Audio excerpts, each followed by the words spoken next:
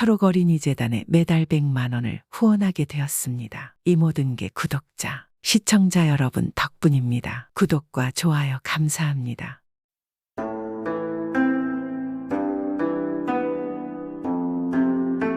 옛날 옛적에 꽃분이라는 처녀가 살고 있었습니다. 꽃분이는 어릴 적에 부모님을 모두 여의고 마을에서 가장 부자인 양반집의 여종으로 생활했습니다. 꽃분이는 비록 미천한 여종이지만 셈이 빠르고 영특해서 주인 마님이 자신의 몸종으로 삼았습니다. 그런데 이 집 마님은 인성이 온화하고 베풀 줄 아는 아녀자였지만 유독 재물에는 욕심을 부리며 어떻게 하든 재물을 더욱 많이 모으려 했습니다. 마님의 재물 욕심은 마을 전체가 알 정도였습니다. 그러던 어느 날 멀끔하게 차려입은 선비가 마님의 집에 왔습니다. 그리고서 마님을 뵙기를 청했습니다. 여기 주인 마님을 만나러 왔네.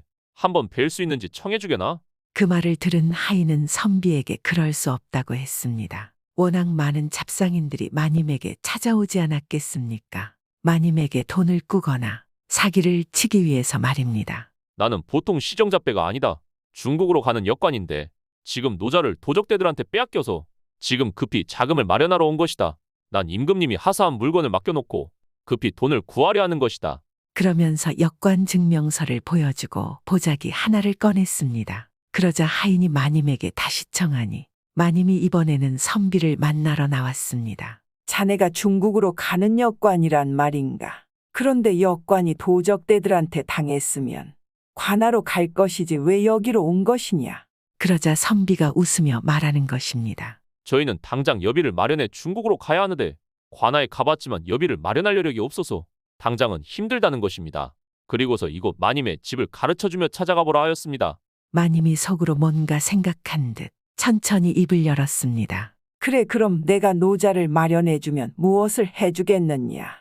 나도 뭔가 이문이 있어야 하지 않겠나? 예, 제가 그냥 노자를 빌리러 온 것이 아닙니다.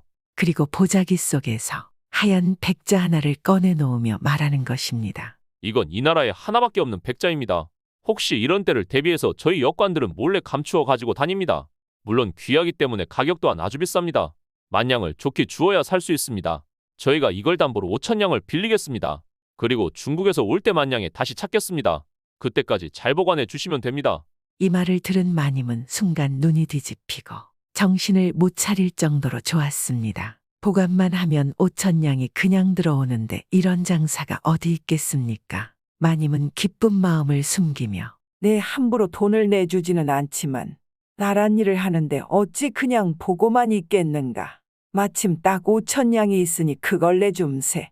선비는 5,000냥을 받고 도자기를 맡기고 유유히 사라졌습니다. 그 후 약속한 날이 한참 되어도 역관이 도자기를 찾아오지 않는 것입니다. 마님이 혹시나 해서 마을에 도공을 불러서 도자기의 진위를 물었습니다. 그러자 도공은 손살에 치며 말하는 것입니다. 이것은 그냥 장터에서 파는 흔한 자기입니다. 한 푼의 가치도 없습니다. 이 말을 들은 마님은 드러누웠고 이걸 지켜본 꽃분이가 마님에게 말하는 것입니다. 마님 그만 일어나시어서 기운을 차리세요. 제가 마님의 돈을 찾을 방도를 알고 있습니다.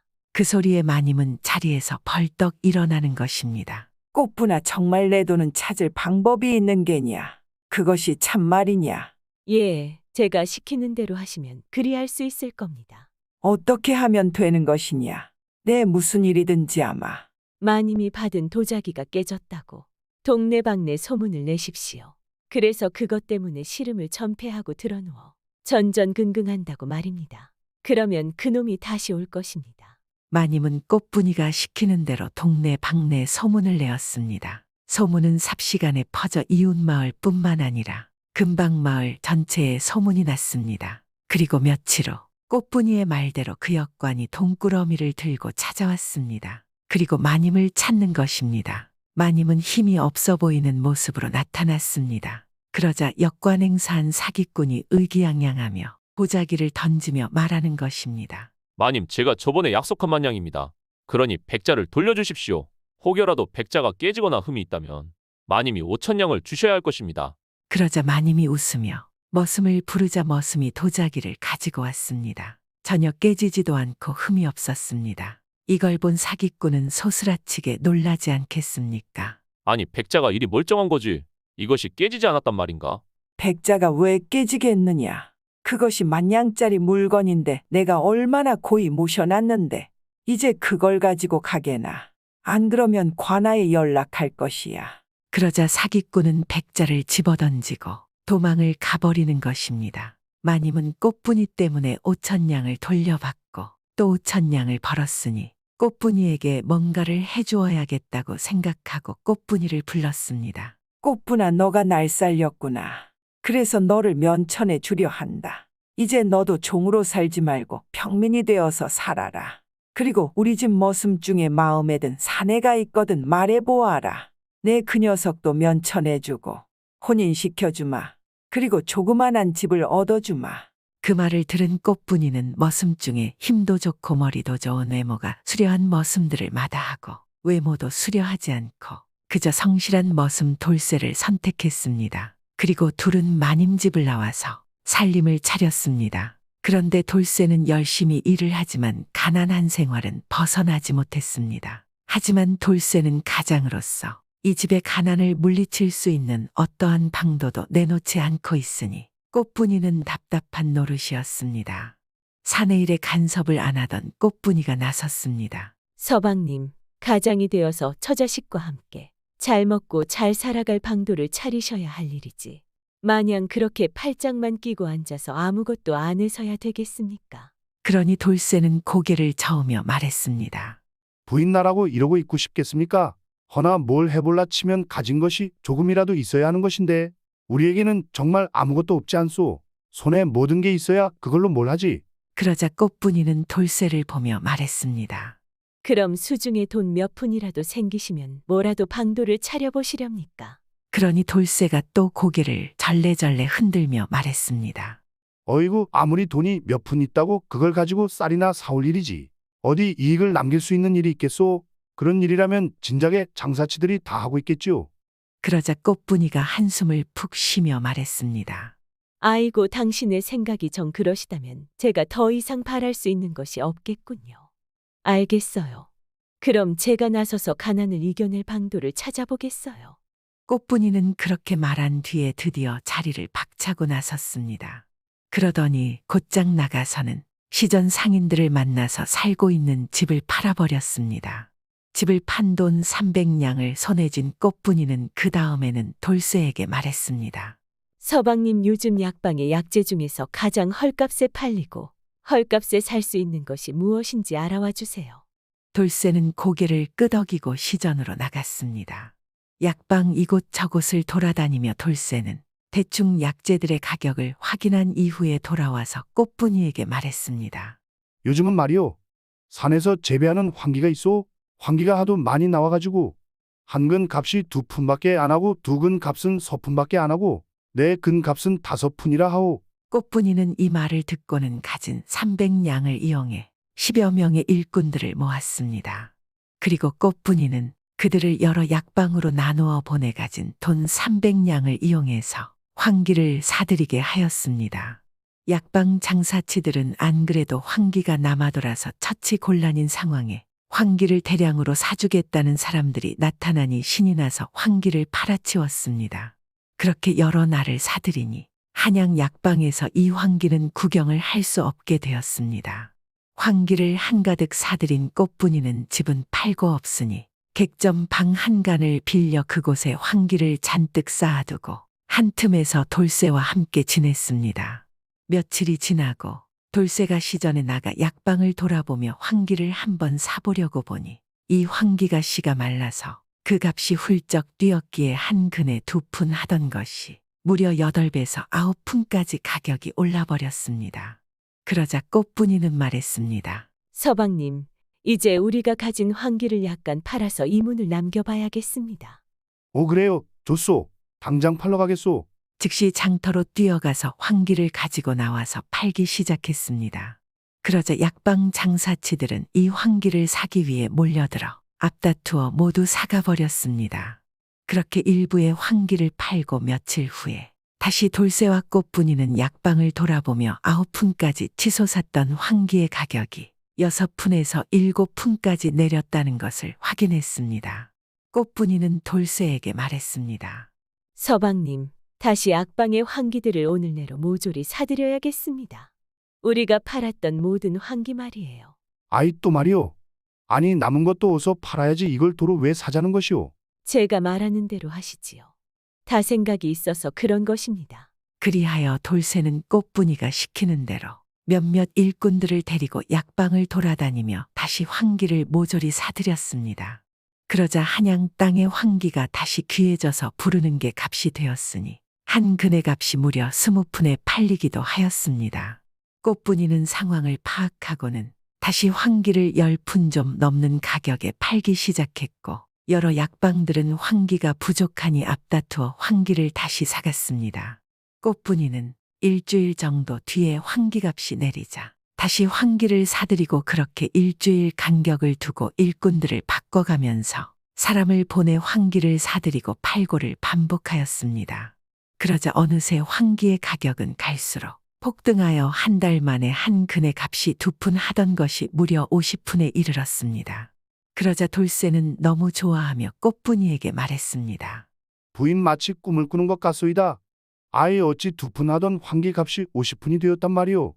우리가 자그마치 1000근이 넘는 환기를 가지고 있으니 우린 이제 부자요. 어서 팝시다. 그리고 이제 남보기에 번듯하게 살자고요. 돌쇠의 말에 꽃분이가 고개를 저으며 말했습니다. 그러지 말고 어서 사람들을 새로 고용해서 시전 약방들에 이렇게 소문을 내주세요. 어느 지방의 약방에서 환기가 긴급히 필요해져서 값을 따지지 않고 무조건 많이 사려고 한다라고요. 소문을 내라고 알겠소. 그리하리다.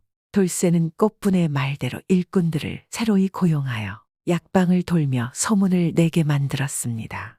그리고 꽃분이는 따로 일꾼을 또 고용해서 100냥 정도의 돈을 들고 다니며 일부러 환기를 급히 구하려는 척을 하며 시전을 다니게끔 만들었습니다.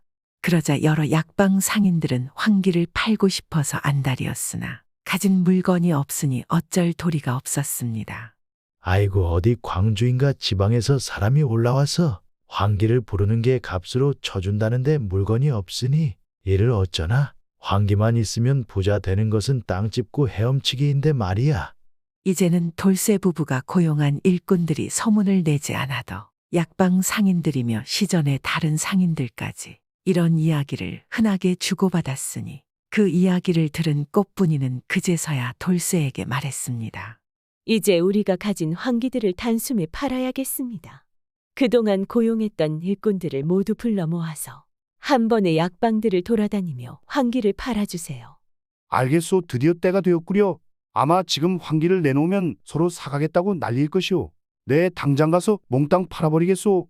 그리하여 돌쇠가 고용한 일꾼들은 환기를 들고 나가서 약방이며 여러 상인들에게 환기를 팔았는데 서로들 사겠다고 난리였으니 한 근에 무려 50푼이 넘게 팔려나갔습니다. 그렇게 단숨에 환기가 팔려나가고 난 뒤 그 뒤에는 환기를 사겠다는 사람이 종족을 감추고 몽땅 사라져버렸으니 여러 약방의 상인들은 그제서야 일이 잘못되었음을 알았습니다. 그러나 이를 되돌릴 방도는 없었습니다. 꽃분이는 한 달 만에 집을 판 돈 300냥을 가지고 10,000냥 가까이 되는 돈을 벌어들였으니 돈으로 다시 큰 집을 사고 살림을 잘 꾸려서 남편 돌쇠와 자식들과 함께 잘 먹고 편안하게 오래오래 잘 살았다고 합니다.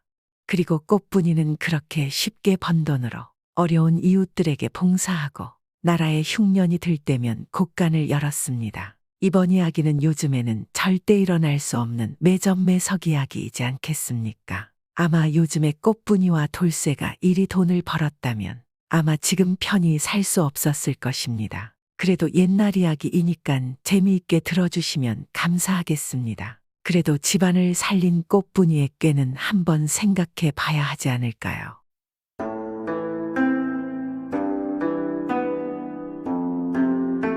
옛날 옛적에 어느 마을에 돌쇠라는 사람이 살았습니다. 이 돌쇠는 어려서부터 영특했고 수완이 아주 좋았습니다.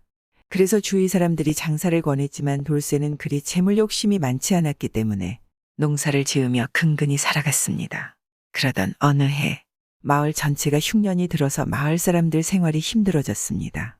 물론 돌쇠도 힘들지 않겠습니까? 살림이 어려워져서 동네 사는 황부자에게 빚을 지었습니다.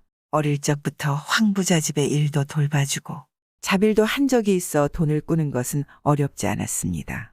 그런데 이왕 부자는 어리석기로 유명한 사람이었고 구두쇠에다 성격도 고약하기로 또한 유명하였습니다. 아무리 어릴 적부터 아는 친구나 마을 사람들한테도 돈이 오가면 물불안 가리고 돈을 받아내는 것입니다.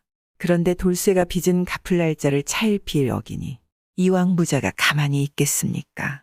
어릴 적부터 자신의 집안일을 돌봐주는 것은 생각도 안 하는 것입니다. 그래서 황 부자는 늘 하인을 돌쇠의 집에 보내서 빚을 갚기를 독촉하였습니다. 심지어 직접 돌쇠를 찾아가 상투를 잡고 질질 끌고 다니기도 하니 돌쇠는 황 부자에게 빚을 진 것을 너무나 후회했습니다. 하지만 빚을 갚을 여력이 안 되니 어쩔 수가 없었습니다. 어찌하면 이 난관을 헤쳐나갈 것인가. 매일 이러다가는 제명에 못 살 것 같아. 몸이 성해야 일을 해서 빚을 갚지. 내일이면 또 어디를 때릴까. 아, 하루하루가 지옥 같구나. 아침이면 눈뜨기가 겁나는구나. 밤새 고민하던 끝에 수완이 좋은 돌쇠가 꾀를 한 가지 생각해냈습니다. 돌쇠는 옆에 있던 부인에게 말했습니다. 부인, 내가 좋은 수가 났소. 황 부자가 분명 내일 아침 대바람부터 하인을 보내서 빚 독촉할 거예요. 그때 당신은 내 말대로만 하시오. 아이고 뭘 하려고 그래요. 그냥 제가 일하러 갔다고 둘러댈게요. 걱정 마시오. 내 말대로만 하시오. 그럼 황 부자에게 더 이상 시달릴 일은 없을게요. 돌쇠는 단단히 일러두었습니다. 그러니 돌쇠의 부인도 그러겠다고 하였습니다. 이튿날 아침 돌쇠는 이불을 머리에서 발끝까지 뒤집어 쓰고 방 안에 들어누웠습니다. 그리고 아내는 문 앞에 앉아서 어린아이를 안고 아이고 하며 대성통곡을 하였습니다. 이윽고 황부자의 하인이 와서는 부인을 보고 고개를 갸우뚱하며 물었습니다. 어이 부인 무슨 일이 있소? 그러자 부인이 말했습니다. 아이고 우리 남편이 간밤에 늦게 들어와서 내가 배고플까봐 찬 밥을 한 덩이 내주었더니 그것을 먹고는 밤중에 배가 아프다고 뒹굴뒹굴 갑자기 돌연 세상을 떠났습니다. 내가 이제 이 어린 것을 데리고 어찌 홀로 살아간단 말입니까? 앞이 깜깜합니다. 지금 너무 어려워서 장례도 못 치르고 그냥 산속에 동굴에 매장해야 할 듯합니다. 그러자 황부자의 하인이 깜짝 놀라하며 방문을 열고 안을 들여다보았습니다. 과연 방 안에는 돌쇠가 시체처럼 누워 있었습니다. 세상에 정말이잖아. 아이고 부인 이게 갑자기 무슨 일인가. 일단 진정하시고 내가 이 일은 주인님께 한번 말씀을 잘 드려보겠습니다. 그리하여 하인은 곧장 돌아가서 황부자에게 이 사실을 알렸습니다. 세상에 돌쇠 그놈이 간밤에 찬밥을 잘못 먹고 돌연 세상을 떠나버렸다고 합니다. 갓난애기랑 애미만 남아가지고 통곡을 하고 있는데 딱해서 차마 빚독촉을 못하고 왔습니다요. 그러니 황부자도 혀만 쯧쯧하고 차마 뭐라 하지는 못하지 않겠습니까? 지금 사람이 죽었는데 빚독촉을 한다는 것이 아무리 돈밖에 모르는 황부자도 이것은 안 될 일이었습니다. 그로부터 수일이 지난 어느 날 황부자가 마당에 서서 하늘을 바라보는데 갑자기 황부자의 집에 돌쇠가 나타났습니다. 그러자 황부자는 너무나 놀라 하였습니다. 아이고 깜짝이야. 내가 요즘 기가 허하더니만 헛것이 보이나? 아니면 저놈이 내가 하도 빚 독촉을 해서 원한이 기퍼구천을 떠도는 것인가? 황부자가 덜덜 떨고 있는데 돌쇠가 예를 갖추어 인사를 하였습니다. 날이 그간 잘 지내셨습니까? 오랜만에 인사드립니다. 그러자 황부자는 눈을 몇 번 비비고는 물었습니다. 아니 너 살아있는 것이냐? 아유 세상에 네가 죽었다더니 어떻게 살아있는 것이야? 그러자 돌쇠가 말했습니다. 제가 정말 죽었다가 살아났습니다. 죽은 지 10일 만에 간신히 돌아온 것입니다. 그러니 일단 나리부터 뵈러 왔습니다. 그러자 황부자가 몹시 놀라하며 말했습니다. 세상에 그게 정말이냐? 내가 사람이 죽었다가 종종 살아나는 경우가 있다고는 들었는데 이걸 내 눈으로 직접 보게 될 줄이야 참으로 신기하구나. 과연 기이한 일이로다. 내가 과연 저승을 구경하고 온 것이냐? 기억이 나느냐? 어떻더냐 저승은? 황부자가 궁금해하며 돌쇠에게 물으니 돌쇠가 말했습니다.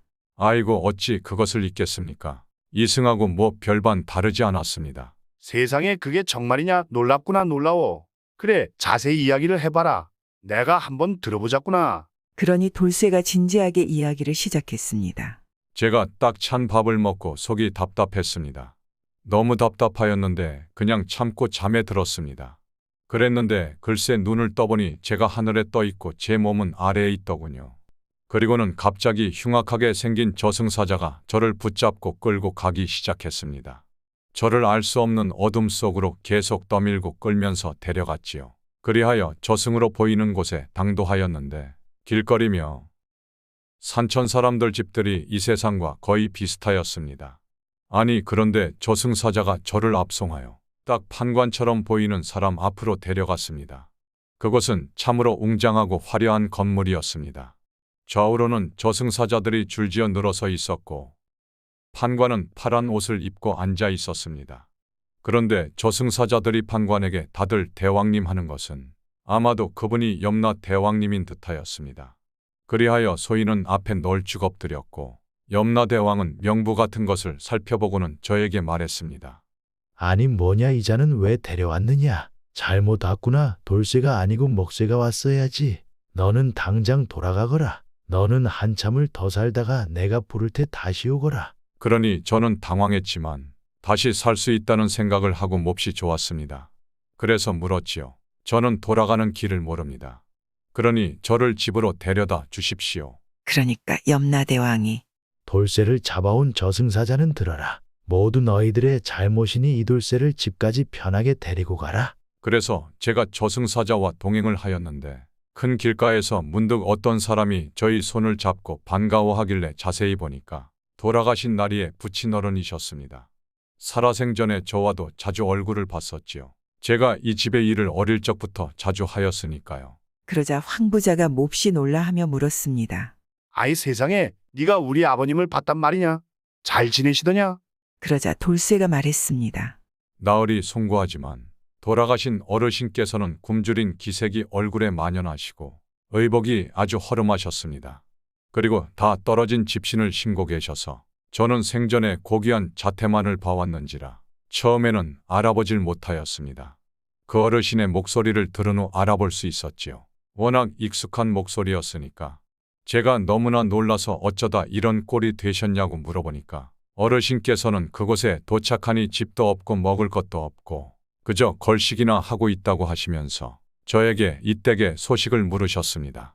그래서 제가 상세히 말씀을 드리고 함께 눈물을 흘리며 딱한 사정을 슬퍼했습니다. 일전에 어르신 저에게 은혜를 많이 베푸셨기에 말이지요. 저에게 마침 돈이 몇 푼 있어서 음식이라도 든든히 사 잡수시라고 드리고 왔습니다.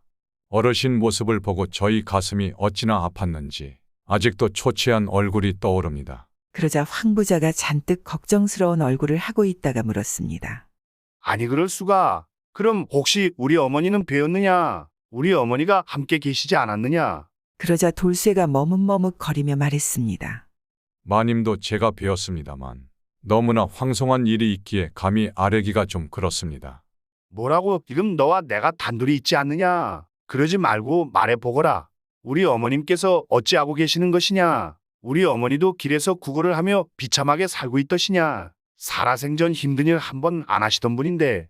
황부자가 말을 해보라고 하여도 돌쇠는 계속 말하기를 거부하였습니다. 황부자는 몸이 달아올라 계속 재촉하였고 돌쇠는 못 이기는 척 비로소 말을 꺼내었습니다. 나리께서 이렇게 간곡히 물으시니 제가 사실대로 말해야겠지요. 소인이 저승사자와 함께 어느 객주에 갔습니다.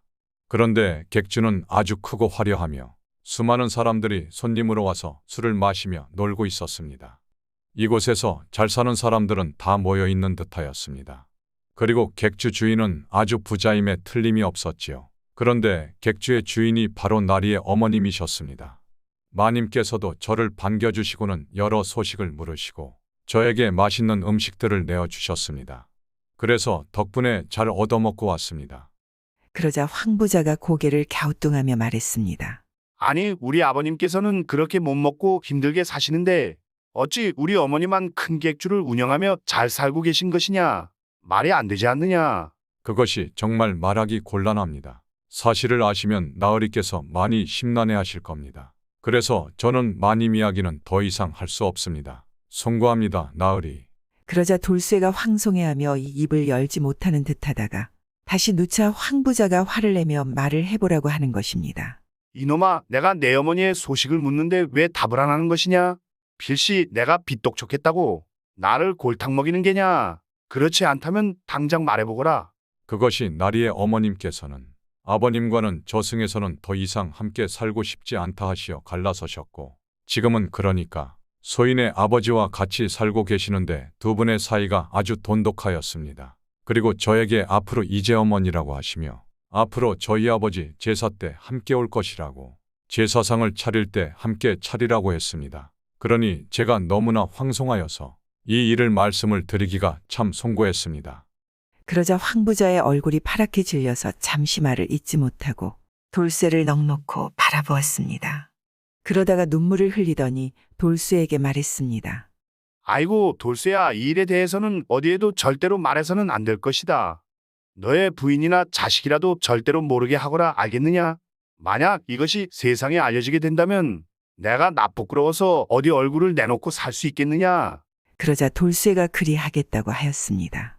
그리고는 돌쇠가 한 푼의 돈을 황 부자에게 내밀며 말했습니다. 소인이 나리께 빌린 돈을 한꺼번에 갚기가 힘들어 이렇게 한 푼이라도 먼저 갚고 한 푼, 두 푼 차차 꾸준히 갚아 나가려고 합니다. 좀 봐주십시오. 돌쇠의 말에 황 부자가 손을 내저으며 말했습니다. 아이, 되었다. 되었어. 네가 진 빚은 없는 일로 하도록 하겠다. 그러니까 너는 너의 입이나 잘 단속하도록 하거라, 알겠느냐? 그러자 돌쇠가 고개를 숙여 말했습니다. 아유, 어찌 제가 그리해야 하지 않겠습니까? 나으리의 어머니 이야기이기도 하지만 저의 아비 이야기이지 않겠습니까? 반드시 이 사실은 나으리와 저만 알아야 하지요. 그렇게 황 부자는 돌쇠의 빚을 탕감해주고 자신의 집으로 돌아갔습니다. 그리고 몇 달이 지나 돌쇠의 아버지의 제사날이 다가왔습니다. 그런데 황 부자가 갑자기 돌쇠를 불렀습니다. 그런데가 보니 황 부자 집안에 못 보던 새로 지은 기와집이 한 채 있는 것입니다. 그리고 수레에 온갖 먹을 음식과 술이 가득 있는 것입니다. 그리고 황 부자가 돌쇠에게 말하는 것입니다. 돌쇠야, 너의 아버지 제사가 얼마 안 남았지? 예, 그렇습니다. 그것을 어찌 나으리께서 아시는 것이죠? 너의 아버지 제사 때 우리 어머니가 오신다고 하지 않았느냐? 앞으로 새로 지은 이 집에서 살고 여기 음식들로 제사를 잘 지내라. 우리 어머니가 오시는데 이 정도는 해야 하지 않겠느냐? 나으리 감사합니다. 예, 정말 정성스럽게 제사를 지내겠습니다. 그 이후 황 부자는 하루아침에 사람이 달라져서 자신의 재산을 어려운 이웃들에게 쓰고 돈이 필요한 사람들에게는 이자도 독촉도 없이 꿔주었습니다. 이번 이야기는 방법은 잘못되었지만 돌쇠가 탐욕한 부자를 선한 사람으로 만든 일은 잘한 것이지 않겠습니까? 요즘 우리들도 사람보다 재물만 쫓는 사람들이 있습니다. 이런 사람들은 황 부자처럼 깨달음이 있었으면 좋겠습니다.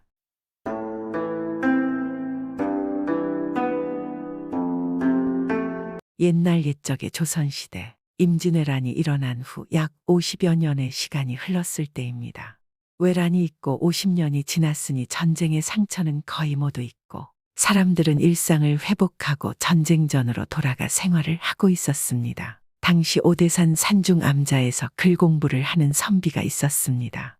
이 선비는 돌쇠라는 청년으로 집안이 대대로 정승을 지내온 명문 가문이었습니다. 돌쇠는 관직에 오를 수 있는 출중한 능력이 있었지만 어릴 때부터 본 가문의 권력의 힘을 보고는 환멸을 느꼈습니다. 당시 조선에는 위정자라는 것들이 자신의 권력을 위해 10년 이상을 함께한 중마고 친구들을 모함하고 제거하는 것입니다. 어떤 자들은 피를 나눈 자신의 형제들을 숙청하는 경우도 있었습니다. 피를 나눈 사이인데 고작 권력 하나 때문에 그런 짓을 하는 것입니다. 돌쇠는 절에 들어와 학문을 닦으며 인간사에 쓰임이 있는 방법을 찾았습니다. 이 돌쇠가 공부를 하는 암자에는 나이가 80살이 넘는 늙은 스님이 있었습니다. 스님은 늙고 아주 깡말라서 비틀비틀하는 듯하지만 눈빛은 날카롭고 매서웠습니다. 여타 다른 스님과는 뭔가 달랐습니다. 돌쇠는 그런 스님의 눈빛에 호기심을 느꼈고 종종 가서 대화를 나누었는데 이 스님의 비범함이 보통이 아니었습니다. 스님 또한 돌쇠가 글을 읽는 소리를 듣는 것을 좋아하였으니 두 사람은 자주 함께하며 친해지게 되었습니다. 그러던 어느 날 스님과 선비가 함께 산책을 하고 절 앞에 있는 큰 돌에 걸터 앉아 있다가 문득 스님이 말했습니다. 오늘 밤은 돌아가신 스승님의 제사가 있는 날이로군요. 먼저 들어가 봐야겠습니다. 그렇습니까? 들어가시지요. 저는 잠시 맑은 공기를 마시다가 들어가겠습니다. 그리하여 스님이 먼저 들어가고 돌쇠는 잠시 큰 바윗돌에 앉아서 공기를 마시고 명상을 하다가 절로 돌아갔습니다. 그런데 이 절에 도착하니 웬 서글픈 통곡 소리가 들렸습니다. 제사를 지내는 중인가 돌쇠는 그렇게 생각을 하고 방에 들어가 몸을 뉘었는데 통곡 소리는 끊어지지 않고 새벽까지 이어졌습니다. 아침에 일어난 돌쇠가 스님의 얼굴을 보니 눈물 자국이 잔뜩 있었습니다. 돌쇠는 궁금해서 스님에게 물었습니다. 스님 불교에서는 제사를 지낼 때 곡을 하지 않는 것으로 알고 있습니다. 그런데 스님께서는 참으로 어젯밤 슬프게 곡을 하시더군요. 그 소리가 너무나 서글펐고 새벽까지 이어지던데 무슨 곡절이 있는 것입니까? 스님은 돌쇠의 눈을 보고는 한참 말이 없다가 입으려는 것입니다. 절에서 곡절이라 아주 긴 사연이 있습니다. 재미없지만 한번 들어보시겠습니까? 그러자 돌쇠는 기다렸다는 듯이 말하는 것입니다. 들려주시지요. 궁금합니다. 연세가 지극한 스님께서 어찌 밤새 통곡하는지, 얼마나 원통한 한이 있으면 그러는지. 돌쇠의 대답에 스님은 지그시 눈을 감고 마치 과거를 떠올리듯 말을 시작했습니다. 스님의 말은 이러했습니다. 저는 사실 이 조선에서 태어나고 자란 사람이 아닙니다. 지난날 임진왜란이 있을 당시 풍신수길이 조선을 침략하기 전에 검술에 능한 20살 안 된 젊은이들을 선발했었지요. 처음 5만 명에서 3만 명을 뽑았고 그리고 3만에서 다시 1만을 뽑았으며 마지막으로 1만에서 3천 명을 추스렸습니다. 소수 정예 부대를 만들었습니다. 그 정예 부대들은 늘 앞장을 서서 조선군과 싸웠지요. 모두가 잘 갈아놓은 시퍼런 칼과 같은 군사들이었으니 참으로 기세도 강함도 뛰어났습니다. 그리하여 우리 부대는 동해안을 따라 9고을을 치고 북쪽으로 산을 넘어 함경남도 지역까지 유린한 뒤 함경북도 깊숙이 들어갔습니다. 그곳에는 사람들은 별로 없었고 그저 바닷가 인근에 약간 높은 암벽만이 우뚝 솟아 있었습니다. 그런데 암벽 꼭대기에 허름한 옷차림의 왜소한 사내가 하나가 앉아 있었습니다. 우리는 사내를 잡기 위해 암벽 위에 조총을 쏘아댔습니다. 그런데 웬걸 그자는 엄청난 고수였습니다. 우리가 쏘는 탄환들을 모조리 검으로 튕겨냈죠. 수천 발의 탄환이 그렇게 그의 낙엽처럼 우수수 암벽 아래로 떨어졌습니다. 그때의 모습은 참으로 검의 신. 그렇습니다. 검의 신이 있다면 바로 이 사내였을 것입니다. 우리가 모두 모습에 넋을 놓아 보고만 있었지요. 그런데 갑자기 사내가 펄쩍 뛰어올라서 새처럼 날아 우리들 사이로 내려왔습니다. 그리고는 우리들 사이를 헤집고 다니며 검을 휘둘러댔으니 우리들은 풀이 베어지듯 쓰러져 갔습니다. 그렇게 검술에 능한 자들 사이에서도 뛰어난 자들을 추린 우리 정예군 3,000명은 순식간에 한 사람의 손에 모두 당해버리고 말았습니다. 그리하여 결국 마지막에 남은 것은 저와 또 다른 군사 1명 그렇게 둘뿐이었습니다. 그 사람은 우리 둘을 바라보며 말했습니다. 너희 무리들 중에 내가 죽이지 않은 것은 너희 둘뿐이다. 너희가 비록 이 나라의 원수라지만 너희 모두를 다 죽일 수는 없으니 둘을 살려두려 하는데 어떻느냐? 나에게 순종하여 나를 따르겠느냐? 스님은 그렇게 뭔가 회상하면서 말을 이어갔습니다. 우리는 선택의 여지가 없으니 그저 순종하겠다고 하지 않겠습니까? 그리하여 우리 두 사람은 사내를 따라 산속으로 들어갔습니다. 그리고 몇 년을 그의 밑에서 수련을 하고 검술을 배워서 그 사내의 검술을 모두 체득하게 되었죠. 그렇게 우리는 스승과 제자 사이가 되는 것입니다. 우리 셋은 팔도와 명산을 돌아다니기 시작하였는데 무척 좋았습니다. 그렇습니다. 전쟁을 하러 건너온 조선이었지만 사실 저는 사람이 배고 배이는 전쟁이 싫었습니다. 그저 아무 생각 없이 명령에만 따르다가 정신을 차리고 보면 온몸에는 조선군과 조선 사람들의 피가 묻어있던 그날들이 너무 싫었습니다. 그러니 스승님을 만난 것은 저에게는 천운이었지요. 그렇게 조선의 팔도 명산들을 유람하며 마음속으로 내가 죽인 조선인들의 명복을 빌며 다녔습니다. 우리는 어느 산에 이르면 산에서 1년을 살고 다시 산을 떠나 다른 산에서 1년을 살기를 몇 번을 반복하였습니다. 가을이 되면 스승님은 늘 산 정상에서 노래를 흥얼거리며 춤을 추시다가 이윽고 커다란 바위를 베거나 부수며 알 수 없는 분노를 풀고는 한참 서 있었습니다. 그렇게 우리와 십수년을 함께 지내면서도 스승님은 우리에게 이름 한자 가르쳐 주지 않으셨습니다. 그런 식으로 또 10년이 지난 뒤 어느 산에 지나고 있을 때였습니다. 우리들의 실력도 이제는 스승님 못지않게 뛰어나 감히 스승님과 합을 겨루면 능히 수백 합은 버틸 자신이 있는 터였습니다. 그러던 어느 날 연회처럼 산속을 지나가는데 허름한 집이 보이고 한 여인의 울음소리가 들리는 것입니다. 그래서 스승님과 저희는 황급하게 그곳으로 갔지요. 방에서 한 여인이 울고 있고 어머니로 보이는 안악이 누워있는 것입니다. 스승님이 연유를 묻자 처녀가 말하는 것이지요. 이곳은 산중이라 먹을 것이기 해서 제 어머니와 제가 며칠을 굶었습니다. 저는 괜찮지만 노모가 너무 힘이 없으시다. 오늘 아침에 이렇게 일어나시지 않는 것입니다. 필시 너무 굶어서 이런 것이겠지요. 이대로 돌아가시면 저는 어떻게 합니까? 그러니 스승님은 처녀의 노모의 진맥을 짚어보고는 황급하게 산속으로 들어가 산토끼 2마리를 잡아다 푹 고아서 죽을 만들어 노모에게 먹였습니다. 그러자 노모가 눈을 뜨는 것이지요. 그리고 처자에게도 토끼 1마리를 고아서 주었지요. 처녀가 너무 고마워서 연거푸 절을 하며 말하는 것이지요. 나으리 이 은혜는 어떻게 갚지요? 제가 드릴 게 아무것도 없는데. 저희가 지금 머물 때가 마땅치 않으니 한 달만 이곳에서 기거해도 괜찮겠소? 잠자리는 우리가 알아서 할 터이니 그렇게 해주시겠소? 물론이죠. 저와 제 어머니의 생명의 은인인데. 그런데 이런 누추한 곳에서 괜찮으시겠어요? 저는 스승님이 왜 이곳에 머물려고 하는지 궁금했죠. 저희가 가려던 산까지는 아직 멀었는데 말이죠. 그래서 제가 스승님에게 물었습니다. 스승님 한 번도 남의 집에 기거한 적이 없으시지 않습니까? 사람들과 함께하는 것을 별로 좋아하지 않으시지 않습니까? 그러자 스승님이 말하는 것이지요. 한 달 후면 겨울이다. 지금도 이곳에 먹을 것이 없어서 이리 생사를 오가는데 겨울이면 이모녀는 어떻겠느냐? 이리 힘없는 사람들을 못 본 채 하는 것도 무예를 하는 사람의 도리가 아니다. 겨울이 오기 전에 이곳에서 버틸 수 있게 음식과 집을 고쳐놔야겠다. 너희들은 내일부터 산짐승과 나무를 해오너라.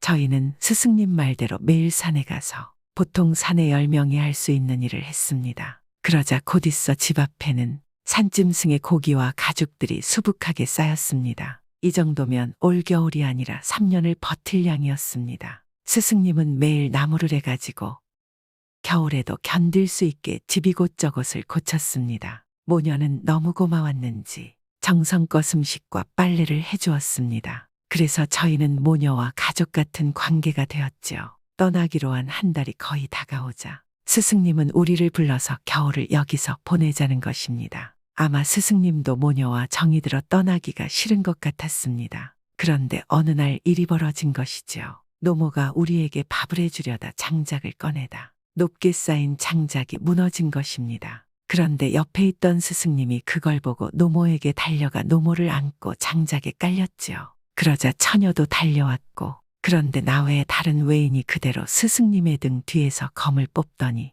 스승님을 베어버렸습니다. 그리고서 노모와 처녀 또한 베어버렸습니다. 그리고는 저를 돌아보고 웃으며 말하더군요. 드디어 우리 동료들의 원수를 갚았다. 이제 우리 함께 일본으로 돌아가자. 저는 순간 너무나 분노했습니다. 그래서 즉시 검을 빼서 그 자를 베어버렸죠. 그자는 저를 알 수 없다는 눈으로 바라보더군요. 또한 그자의 눈을 보며 너무도 어이가 없었습니다.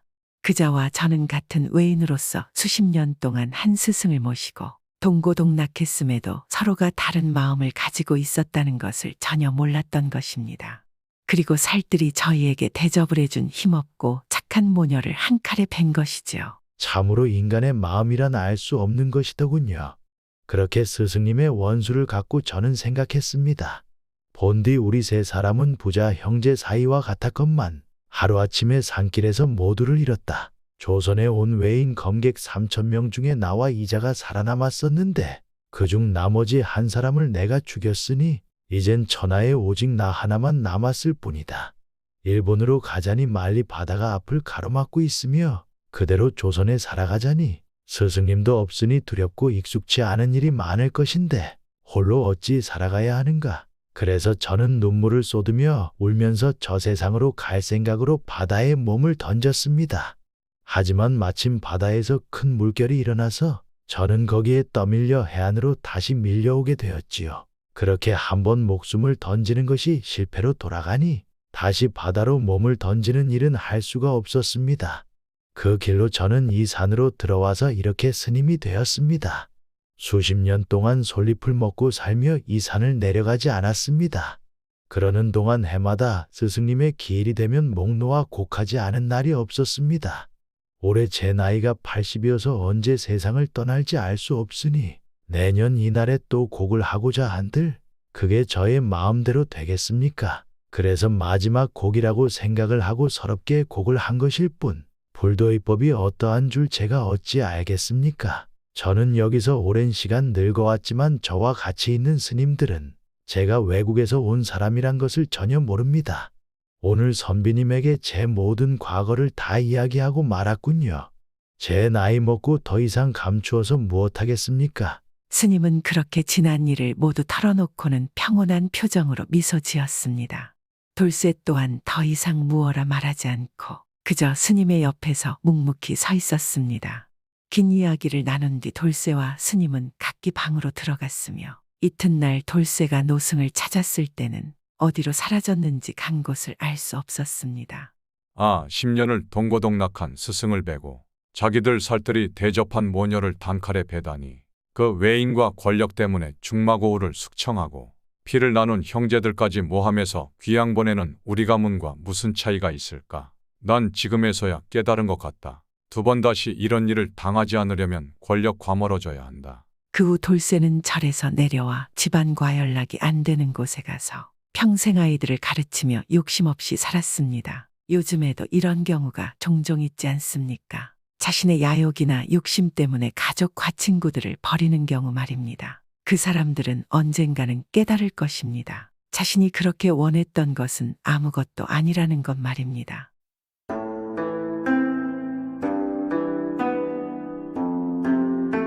옛날 옛적에 어느 마을에는 학문이 뛰어나고 머리가 아주 영특한 돌쇠라는 선비가 살았습니다. 돌쇠는 관직에 오르기 위해서 과거에 응시하였는데 이상하게 자꾸만 낙방을 하였습니다. 그보다 학문이 떨어진다고 평가받는 선비들은 척척 과거에 잘만 붙는데 돌쇠는 자신만 자꾸 떨어지니까 너무나 화가 나고 이를 이상하게 생각했습니다. 그래서 돌쇠가 아름아름 알아보니깐 돌쇠가 과거에 응시할 때는 이상하게도 명문 가문의 자식들이 응시한 것입니다. 그렇기 때문에 돌쇠는 합격하고도 관직에 오르지 못하는 상황인 것입니다. 그런 돌쇠에게 이런 사실을 알려준 친적 관리가 알려주는 것입니다. 돌쇠야, 자네 같은 선비는 많다. 억울하게 낙방하지 않으려면 창원으로 급제해라. 그러면 누구도 널 낙방시킬 수 없다. 그러나 돌쇠는 그리할 수 없었습니다. 물론 학문에 누구보다 자신 있었지만 장원이 될 정도면 오로지 학문에만 신경 써야 하는데 돌쇠네 집의 형편이 넉넉하지 않아 그리할 수 없었습니다. 계속 과거에 실패하고 집안 사람들도 뒷바라지에 어렵게 되었으니 돌쇠는 살아갈 다른 방도를 찾아 나서기 시작했습니다. 마침 그는 함께 수학하던 친구들 중에 한 친구가 안동의 부사로 임명받았다는 소식을 들었습니다. 친구가 학문을 할 때 나한테 늘 배우고 은혜를 입었으니까 내가 찾아가서 부탁을 하면 모른 척하지는 않을 것이야. 돌쇠는 그렇게 생각을 하고 안동 부사에게 찾아갔습니다. 이복에 자네 안동에 부사로 발령이 났다 하던데 참으로 축하하네. 고맙네. 자네도 빨리 과거에 합격하여 관직에 나와야지. 자네의 능력이면 능히 그러고도 남을 텐데 참 이상하구만. 그러자 돌쇠가 잠시 고민하다 말을 꺼냈습니다. 내가 혹시 자네와 함께 안동에 가도 되겠는가? 우리 집 살림이 어려워져 내가 살 길이 좀 막막하네. 돌쇠의 말에 안동 부사가 말했습니다. 내가 자네의 살림을 조금은 도와줄 수 있으나 자네 아주 안동에 자리를 잡을 생각인가? 내가 온전히 다 도와줄 수는 없을 것인데 나도 막부임한 관리이지 않은가? 나한테는 그럴 힘도 능력도 없다는 것을 자네도 알고 있지 않은가? 그러자 돌쇠가 고개를 저으며 말했습니다. 알다마다 막 부임한 관리 다 거기서 거긴 거지. 내가 많은 돈이나 뭐 재물을 달라고 이야기하는 것이 아니네.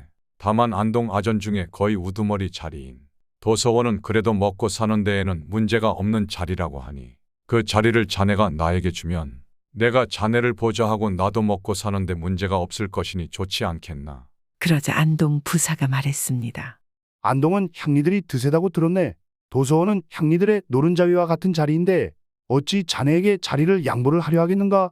그 일은 더 이상 이야기하지 말게 힘들 것일세. 그리고 지금 자네가 나한테 하는 것은 청탁이 아니라 부정을 말하는 것이네. 나라의 관리를 어찌 친분으로 내줄 수가 있겠는가? 청렴하고 고든 성품을 가진 줄 알았지만 정말 내가 자네를 잘못 봤네. 아니네, 내가 진정 그런 부덕한 청을 하겠나. 내 말 한번 들어보시게. 자리를 나에게 냅다 뺏어다 주라는 말은 아닐세. 나도 미리 안동에 내려가서 그곳에 자리를 잡고 나를 아전명부에 올릴 수 있게끔 내가 스스로 기반을 닦아 놓을 것이니 그리만 해놓으면 내가 도서원에 오르지 못할 이유가 없지 않은가. 그러면 내 실력을 정당하게 판단만 해주면 되는 걸세. 왜 그것이 그리 쉬운 일인가? 거기 안동은 향리들이 타 지역 사람들은 차별하기로 소문이 자자하네. 나에게 좋은 방법이 있다네. 무엇인가 할 만하다면 내가 그리 해보겠네. 내가 알아보니 안동은 예로부터 명문가가 많고 양반들의 득실거려서 그곳의 관리들은 양반들의 친인척이거나 재물을 받고 된 자들이 많다고 하네. 그러니 어차피 파직당할 일 없이 아주 쉽게 일을 한다는 구만. 그래서 송사를 해도 제대로 하지 않고 힘없는 백성들만 고초를 당하네. 난 그런 향리들의 버릇을 고치고 수령들이 올바른 판단을 해서 백성들이 억울함 없이 하려는 걸세.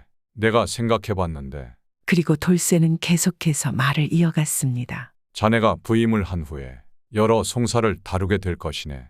그럴 때 자네의 판결문을 형방이 미처 받아쓰지 못할 것이네. 제대로 된 형방이라면 꼼꼼하게 적어야 하지만 이곳 형방은 대충대충 적어서 자네에게 보고할 것이네.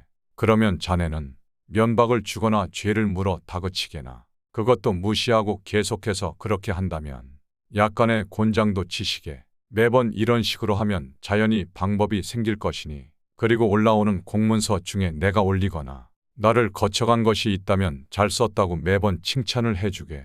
이러기를 수십일 하고 나서 명을 내려 형방을 뽑되 모든 사람들이 두루 시험을 볼 수 있게 하게나. 그리고 나도 마땅히 시험에 응시를 할 것이고 자네가 올바르고 한치의 오차 없이 답안을 본다면 나의 능력이면 단연 내가 으뜸으로 내가 형방이 된 뒤에야 도서원을 맡게 되는 것은 자연스러운 일이 아닌가. 그러면 내가 자네를 잘 보좌하기 시작하면 그야말로 자네는 제대로 된 아전들을 거닐게 되는 수령이 되지 않겠나. 안동 양반들에게 끌려가지 않고 올바른 정사를 하지 않겠나.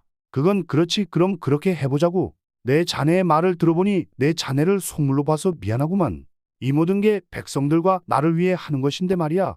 그리하여 돌쇠는 안동 부사보다 먼저 안동으로 내려갔습니다. 그리고 자신을 다른 고을에서 아전을 하다가 이사를 온 사람이라고 사람들에게 소개하였습니다. 그리고 늘 사람들이 많이 오가는 주막에서 식사를 해결하면서 여러 사람들의 문서를 대신 써주기도 하고 사람들이 쓴 문서를 보아주기도 하였습니다.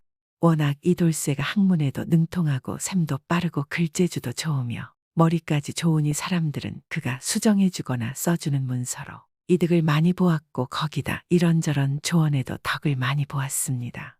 어느새 여러 아전들이 그의 능력을 알아보고 그를 후하게 대접해 주었습니다.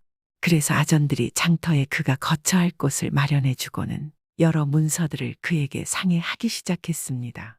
그리 되니 사실상 아전이나 다름없었으며 아전들이 문서를 위해 올리기 전에 검사하는 역할을 하는 것이나 다름없게 되었습니다. 그리고 얼마 후 돌쇠의 친구 안동부사가 드디어 안동 신간 사또로 부임하여 안동 관아에 도착하였습니다. 그동안 밀려있던 송사를 보고하도록 하라. 사또는 오자마자 전임 사또가 미처 자신이 오기까지 해결하지 못했던 송사들을 처리하기 시작했는데 그 판결 과정에서 형방이 자신의 말을 미처 받아쓰지 못하는 일이 생기면 바로바로 잡아내어 부족함을 따져 물었습니다. 돌쇠의 말이 맞았던 것입니다. 형방이라는 자가 사또의 말을 반도 못 적는 것입니다. 형방은 계속해서 면박을 당하고 심하면 곤장까지 맞게 되었습니다. 거기에다 여러 문서들의 작성 상태도 번번이 트집을 잡아 엄히 다스리고 또 관리들을 불러다가 형방의 일 처리가 바르지 못함을 탓하며 제대로 된 형방을 택하지 못하였다고 죄를 물었습니다. 그러자 아전들은 난리가 났고 형방은 결국 지쳐서 자리를 물러났습니다. 빈 형방의 자리를 맡을 사람이 필요했지만 사또가 워낙 엄격하게 구니까 형방을 하겠다고 나서는 자가 아무도 없었습니다. 한편 이 와중에도 사또에게 아전들이 칭찬을 받는 경우가 있었는데 그것은 바로 이 아전들이 돌쇠에게 대신 써달라고 하여 받아온 문서들이나 돌쇠에게 점검을 받은 문서들을 보고할 때였습니다. 때문에 아전들은 더더욱 돌쇠에게 의존하게 되었고 그가 행여라도 떠날까봐 두려워하기까지 하였습니다. 하루는 사또가 이방을 불러다 말했습니다. 내가 한양에서 부임하기 전에 들으니 너의 고을이 원래부터 학문으로 유명한 고장이라 들었다. 헌데 지금 와서 보니 참으로 한심하지 않은가? 아전들은 늘 문서를 작성함에 서투르고 틀리는 것이 많고 일처리도 대충대충 하는구나. 거기에다 빈 형방 자리에 적합한 자가 아전들 중에 한 사람도 없다니 이게 말이 되는가? 사또의 말에 이방은 아무런 말도 할 수가 없었습니다. 그러자 사또가 말했습니다. 정녕 이 자리에 앉을 자가 없단 말인가? 내 직접 형방을 뽑아야겠다. 언제까지 비워둘 수는 없는 노릇이니 공개적으로 정확하게 형방 자리에 앉힐 사람을 뽑아야겠구나. 마을 방방곡곡에 방을 붙이거라. 누구든 문필이 있는 사람은 형방에 지원하게 하고 그들을 대상으로 시험을 볼 것이다. 사또의 말에 형방에 앉을 사람이 없어 고심하던 이방은 차라리 잘 되었다 생각하고 즉시 명을 시행하였습니다. 그리하여 정말로 기존의 아전들과는 관계없이 마을에서 글 좀 쓰고 학문을 좀 했다 하는 사람들도 형방에 지원할 수 있게 되었고 이 시험에 많은 사람들이 몰려들었습니다. 돌쇠 또한 시험을 치렀으니 과연 그 중에 으뜸으로 뽑혔습니다. 사또는 짐짓 모른 척하며 돌쇠의 답안을 보며 감탄하고는 물었습니다. 이 고장에도 인재가 있긴 있구만. 이 자는 어떤 자인가? 그러자 이방이 말했습니다. 이자는 원래 이 마을 사람은 아니고 다른 마을에서 아전을 하다가 이사를 온 사람이라 합니다. 그런데 저희 관청에서 잠시 몸을 위탁하고 있습니다. 그러자 사또가 고개를 끄덕이며 말했습니다. 이 사람의 답안이 가장 출중하구나. 거기다 다른 고을에서 아전 일을 맡아보았다 하니 이거 참으로 적임자가 아닌가? 이자에게 형방을 맡기면 될 것이다. 당장 그를 이관청에 출입을 허락하고 형방으로 임명하거라. 그리하겠습니다. 이방이 즉시 사또의 명을 이행하였습니다. 그래서 돌쇠는 원하던 대로 형방의 자리에 임명이 되었고 그때부터는 과연 형방의 직무를 원활히 수행해 나갔으며 다른 아전들의 업무도 거들어 도왔습니다. 돌쇠가 형방이 된 이후로 사또가 실수를 꾸짖거나 벌을 내리는 경우가 사라졌고 그제서야 이방을 비롯한 여러 관속들이 마음을 놓게 되었습니다. 그리고 얼마 후 관속들을 새로 임명할 시기가 되자 사또는 돌쇠에게 형방과 함께 도서원을 겸임하게 하였는데 누구도 이에 반발하지 않았습니다. 그리하여 돌쇠는 형방과 도서원을 겸하며 얻은 재물들로 집도 사고 살림도 거하게 차렸습니다. 돌쇠는 매번 문서를 드리고 낼 때마다 간단하게 내용들을 기록하여 사또에게 은밀히 전달하였고 사또가 그것들을 바탕으로 관속들의 업무를 파악했기 때문에 모든 관아의 사정이며 마을의 사정들을 귀신같이 다 알고 있는 것처럼 보였습니다. 그리고 실제로도 돌쇠가 아주 잘 정리해서 알려주었기에 이 모든 사정을 꿰고 있는 것이 맞았습니다. 그래서 백성들은 사또를 존경하며 관속들 모두 그런 사또를 두려워하며 따랐습니다. 그리고 예전에 대충 하던 일을 언제 그랬냐는 듯이 제대로 하고 사또에게 보고하기 전에 꼼꼼하게 살피게 되었습니다. 돌쇠 덕에 그간 고통을 당했던 마을 주민들도 이제는 없었고 사또 또한 처음 부임한 관직이었지만 친구 돌쇠 때문에 수년을 해온 수령보다 잘했습니다. 그리고 몇 회에 걸쳐 돌쇠는 도서원과 형방을 하며 많은 재물을 거둬들이게 되었으니 소득이 거짓만냥에 이르게 되었습니다. 그리고 그 다음 해에 사또의 임기가 끝난 돌쇠는 자신이 얻은 소득을 모두 한양의 본가로 올려보냈습니다. 그리고 어느 날 돌쇠는 친구 사또를 찾아갔습니다. 그동안 고마웠네. 내 자네가 공정하게 날 평가해 주어서 이렇게 되었네. 내 아무리 능력을 피려고 한들 자네와 같이 평가해 주지 않으면 난 그저 이곳에서 그리나 쓰는 선비가 되었을 것이네. 난 이제 자네도 다른 곳으로 부임하고 이곳 아전들도 이제는 성심껏 일하게 되었으니 난 이만 고향으로 가겠네. 돌쇠의 말에 사또는 뭔가 생각을 하고는 그래, 자네는 이런 곳에서 형방이나 도서원이나 할 사람은 아니네. 자네가 무엇 하려고 하는지 알겠네. 내 마을 같아서는 다음에 부임할 고을에 데려가고 싶지만 그것은 내 욕심일터. 가서 자네의 뜻을 이루게나 친구요. 그리고는 그날 밤 돌쇠는 아무도 모르게 안동의 모든 가산을 정리하고 바람처럼 떠났습니다. 아전들은 갑자기 사라진 형방 돌쇠를 찾아 나섰지만 도통 보이지 않아 당황하고 사또에게 이를 보고하니 사또는 그저 그냥 두라고 말하였습니다. 그래서 이전들도 더 이상 돌쇠를 찾지 않았습니다. 그렇게 돌쇠는 한양 본가로 돌아와서 안동에서 올려보낸 수많은 돈으로 새 집도 사고 인근의 땅을 사서 소작을 놓으니 금세 형편이 부유해졌습니다. 이 뒤로 돌쇠의 집안 살림 걱정 없어져서 다시 학문에만 매진하고 과거 준비를 시작하였고 1년의 공부 끝에 과거 시험에 장원급제로 합격하고 관직에 오를 수 있었다고 합니다. 그래서 안동에서 해온 것처럼 임금님이 일을 수월하고 올바르게 할 수 있도록 보좌했습니다. 자신의 능력을 스스로 입증하고 그것을 백성들에게 쓰임있게 된 것입니다. 요즘 우리들도 능력이 있지만 누군가의 권력과 힘에 의해서 기회를 빼앗기는 경우가 종종 있습니다. 옛날 이야기에 의하면 정말 이런 일을 하는 사람들은 언젠가는 패가망신할 것입니다. 권력자나 힘 있는 자들은 반드시 명심해야 하지 않을까요?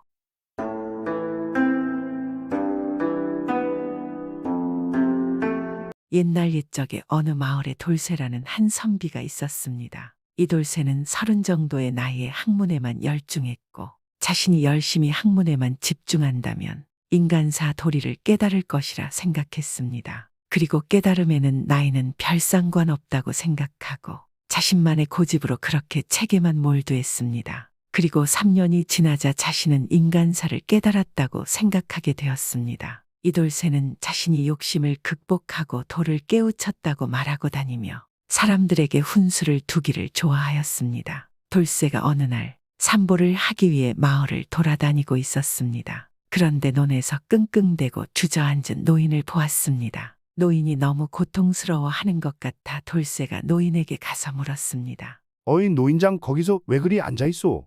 무슨 사고라도 당한 것이오? 그러자 노인이 아픈 허리를 만지며 말하는 것입니다. 아, 그것이 오늘 안에 여기 별을 답해야 하는데 시간이 없다 보니 무리하게 하다가 그만 허리가 잘못된 것 같습니다. 왜 굳이 욕심을 내서 일을 하니깐 이런 일이 벌어진 것 아니겠소? 내일 하면 되고 안 되면 모레 하면 되는 일인데 굳이 오늘 하려 하는 욕심을 내니 이런 일이 벌어진 것 아니겠소? 과한 욕심은 불운을 몰고 올 뿐인 걸 모르시오. 그러자 노인이 아픈 허리를 만지며 이 없는 표정으로 말하는 것입니다. 선비님은 농사를 안 해봐서 잘 모르시는 말씀입니다. 일에는 모두 순서와 시기가 있는 것입니다. 오늘 반드시 해야 할 일이 있는 것이고 내일 해야 할 일이 있는 것이지요. 오늘 별을 베어놓아야 내일 벼탈을 탈곡할 수 있습니다. 그러자 돌쇠가 한심한 듯 노인을 보며 그러니깐 그것이 욕심 때문이오. 그것을 다스리지 못하니까 이런 일이 일어난 것 아니겠소? 나이는 많지만 아직 인간사를 잘 알지 못하는구려. 앞으로는 욕심을 덜 내고 살도록 하시오. 그러면 모든 게 편해질 것이오. 돌쇠는 노인에게 훈계를 하고 그곳을 떠났습니다. 그러자 노인이 사라져가는 돌쇠를 보며 혀를 차며 혼자 말을 하는 것입니다. 저 어린 놈이 무슨 소리를 하는 거야? 선비라 글이나 읽는다고 뭔가 대단한 것처럼 생각하나 보네. 이놈아, 이렇게 일해도 먹고 살기가 팍팍하다. 식솔들을 굶기면서 살란 말이냐? 정말 한심한 놈이네. 돌쇠는 노인이 자신의 욕을 하는지 모르고 으슥해가지고 또다시 마을을 돌았습니다. 그런데 마을 입구에서 한 아이가 바구니에 계란을 들고 울고 있는 것입니다. 돌쇠가 자세히 보니깐 바구니 위 담은 계란이 반이 바닥에 떨어져 깨져 있는 것입니다. 이번에도 돌쇠는 아이에게 다가갔습니다. 보안이 계란을 쏟았구나. 그래서 이렇게 많이 깨진 것이구나. 그런데 왜 달걀을 쏟은 게냐? 그러자 아이가 눈물을 닦으며 말하는 것입니다. 그것이 말입니다. 오늘 옆마을 양반집에 가서 일을 해주었는데 일한 품삯으로 이 계란을 받았습니다. 그런데 주인 어르신께서 바구니를 주면서 여기 담을 수 있을 만큼 담아서 가져가라고 하는 것입니다. 그래서 한가득 담았습니다. 그리고 깨지지 않도록 조심해서 왔는데 그만 계란들을 떨어뜨렸습니다. 그러자 돌쇠가 아이에게 훈계하듯이 말하는 것입니다. 보아라, 너가 욕심을 부리니 일이 이렇게 된 것이 아니냐? 무리하게 계란을 담지 않았다면 지금쯤 이렇게 울고 있을 일도 없고 더 많은 계란을 가져갈 수 있을 터인데 너가 아직 어려서 욕심을 다스릴 줄 모르는 것은 이해하나? 앞으로는 좀 더 욕심을 버려라. 그러자 아이가 돌쇠를 보며 어찌 가져갈 만큼 가져가라고 했는데 그걸 욕심을 안 내겠습니까? 돌쇠가 아이의 말을 듣고 화를 내며 말하는 것입니다. 이 녀석이 아직도 깨닫지 못한 것이냐? 너는 지금 욕심을 내었기에 이런 일이 벌어진 게 아니냐? 아무리 어리다지만 이런 일을 당하면 뭔가를 깨달아야 할 것이 아니냐? 앞으로는 내 말을 명심하거라. 그리고 돌쇠는 뭔가 으쓱했는지 가볍게 발걸음 옮겨 그곳을 떠났습니다. 아이는 돌쇠의 말에 격분했는지 더욱 눈물을 흘리면서 떠난 돌쇠를 보며 혼잣말로 선비님이 무얼 안다는 것이요. 이 정도 계란이어야지 우리 열 식구들이 겨우 먹을 수 있는데 내가 뭘 잘못했다는 것입니까? 이제 어떡하지? 가족들이 나만 기다리고 있을 터인데. 그리고 며칠이 지난 어느 날 마을의 사또가 잔치를 열고 마을 사람들을 불러서 음식과 술을 나누어 주었습니다. 이곳 사또는 이곳에 부임한 지 20년이나 되었고 나이도 한갑에 가까웠습니다. 워낙인 덕이 있어서 매년 관청의 곳간을 열어서 마을 사람들에게 잔치를 베풀었습니다. 그런데 이 사또는 장난기가 아주 많은 사내였습니다. 그런 사또에게 돌쇠의 소문이 귀에 들어왔습니다. 사또는 언젠가는 돌쇠를 한번 보고 싶어 하지 않았겠습니까? 마침 마을 잔치이기 때문에 돌쇠가 올 것이라 생각했습니다. 아니다 다를까 돌쇠가 잔치에 왔습니다. 사또는 돌쇠와 함께 술자리에 동석을 하게 되었습니다. 그 자리에서도 돌쇠는 사람들의 욕심을 나무라는 듯 말하며 자신은 욕심을 극복하여 그것이 일어나는 것을 막는 것이 전혀 어렵지 않다고 말하였습니다. 그리하고 사또에게 말했습니다. 사또, 아무리 풍년이지만 이리 과하게 나라의 곡식을 푸는 것은 사또의 권력욕 아니겠습니까? 이것들을 아끼고 쓴다면 마을에 흉년 닥쳐도 어려움 없이 견디지 않겠습니까? 이 또한 사또의 명성을 위한 욕심이지 아니하겠습니까? 그 말을 들은 사또가 화를 내기는커녕 웃으며 돌쇠에게 물었습니다. 어찌 그리 말을 쉽게 하는 것이요? 그것이 쉬운 일이겠소? 그러면 왜 자네는 이곳에 왜 온 것이요? 어차피 잘못된 잔치면 오지 말아야 하지 않았겠소? 그것 또한 말이 앞뒤가 안 맞지 않소? 그러자 돌쇠가 당당하게 말하는 것입니다. 저는 이곳에 와서 일체 음식과 술을 먹지 않았습니다. 단지 온까닭은 사또에게 이런 욕심을 부리지 말라고 조언하러 온 것입니다. 사또께서는 잘 모르시겠지만 욕심이라는 것은 마음만 조심하면 될 일입니다. 사또께서 지금이라도 깨닫기 바랍니다. 그러자 사또가 웃으며 말했습니다. 아이 젊은 사람이 참으로 대단합니다. 대단하구려. 나는 한갑이 되어도 그것을 못하여 간혹 욕심이 들어 낭패를 보기도 하는데 그 나이에 욕심을 막을 수 있다니 이 늙은이가 참으로 부끄러울 지경이요. 사또의 말에 돌쇠는 웃으며 한참 동안 자신의 자랑을 늘어놓았습니다. 잔치가 끝난 뒤 사또가 가만 생각하다가 장난기가 발동했습니다. 그래서 돌쇠를 시험해 보기로 작정을 하였습니다. 그리하여 자신이 알고 있는 가장 아름다운 기생을 불러다가 이 돌쇠의 마음을 흔들어 놓도록 하였습니다. 기생은 기생의 옷을 벗고 마을의 아녀자로 변장하였고 사또의 도움으로 돌쇠의 바로 아랫집을 빌려 살기 시작했습니다. 그러던 어느 날 이 기생은 소를 일부러 풀어놔서 돌쇠의 집으로 뛰어들어가게 하였습니다. 돌쇠는 처음에는 그것을 못 본 척하였으나 다음 날 또 그렇게 하자 슬며시 아녀자처럼 변장한 기생을 쳐다보았습니다. 그 다음 날도 그런 일이 있자 돌쇠는 기생에게 말했습니다. 왜 매번 이런 일이 발생하는 것이냐? 하루 이틀도 아니고 매번 그러면 방도를 찾아야 하지 않겠나? 그러자 기생이 용모를 단정히 하고 말했습니다. 저는 이웃집에 사는 나나기옵니다. 제 서방은 징벌되어 국경을 지키러 북쪽으로 갔지요. 그래서 집에 없습니다. 저 혼자 소를 키우고 지내고 있는데 이놈의 소가 너무 사나워서 외양간을 빠져나와 자꾸만 이곳에 들어와서 이렇게 끌고 가고 있는 것입니다. 그러니 돌쇠는 관심 없다는 듯 그러냐 하고는 아무 일 없는 듯 천연덕스럽게 책을 읽었습니다. 저녁이 되자 이 기생은 달빛 아래에서 애처로운 노래를 부르기 시작했습니다. 돌쇠도 잠시 알 수 없는 외로운 생각을 하던 차에 기생의 노래를 듣고는 마음이 싱숭생숭해져서 마루를 배회하였습니다. 그때 이 기생이 모르는 척하며 돌쇠의 집 앞을 지나가는데 모습을 본 돌쇠는 자신도 모르게 생각했습니다. 참으로 아름다운 미모로구나. 전에는 몰랐지만 선녀가 내려온 듯하구나. 그때였습니다. 이 기생이 돌쇠를 옆으로 슬쩍 보고는 옷깃을 여미며 인사를 건넸습니다. 저는 전에 소를 끌고 갔던 사람입니다. 서방님이 몇 개월 지나도 돌아올 기미가 보이지 않아서 혼자 무료하여 근심을 달래러 나왔답니다. 그러자 돌쇠가 말했습니다. 그렇습니까? 나 또한 고향을 떠나 혼자 몸으로 외로운 나그네 신세입니다. 지금 그대의 노랫소리를 들으니 내 고향 생각이 떠올라 마음이 더욱더 괴롭소. 한 곡 조만 더 불러보시겠소? 그러자 기생은 기둥에 기대어 한 곡조를 더 부르니 노랫소리가 참으로 아름다웠습니다. 돌쇠는 오랫동안 생각에 잠겨 있다가 일어나서 집 안으로 들어가며 말했습니다. 나는 돌아가겠소. 그대도 돌아가시오. 그렇게 며칠이 지나고 어느 날 밤에 이 기생이 단장을 잘하고 술을 차려가지고 돌쇠에게 찾아왔습니다. 그러자 돌쇠는 놀라 하였으니 기생이 아름다운 자태를 뽐내며 말했습니다. 일전에 나으리의 말씀을 듣고 또한 생각을 해보았습니다. 나으리의 마음과 소녀의 마음이 같으니 함께 술이나 드시면서 마음을 달래시지요. 돌쇠는 기생의 노랫소리에 생각에 잠긴 데다가 술을 마시고 보니 경계하는 마음이 풀어졌습니다. 오히려 이 기생이 자신을 두고 가버릴까봐 걱정을 할 정도가 되었습니다. 돌쇠는 정신이 어지러워지고 마음이 홀린 듯 흐려졌습니다.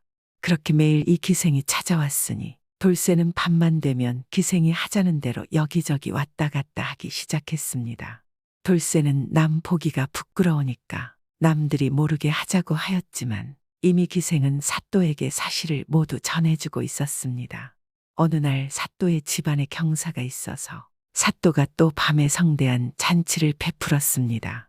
마을의 사람들이 앞다투어 사또의 집으로 모여들었는데 기생도 돌쇠에게 함께 구경을 가자고 하였습니다. 돌쇠가 난처해 하니 기생이 말했습니다. 여인이 밤에 다니면 위험한데 오늘 밤은 달도 없고 어둡습니다. 나르리께서도 무료하시니 같이 가시지요. 돌쇠는 고개를 저으며 말했습니다. 다른 사람들이 혹시나 나를 알아보면 어쩝니까?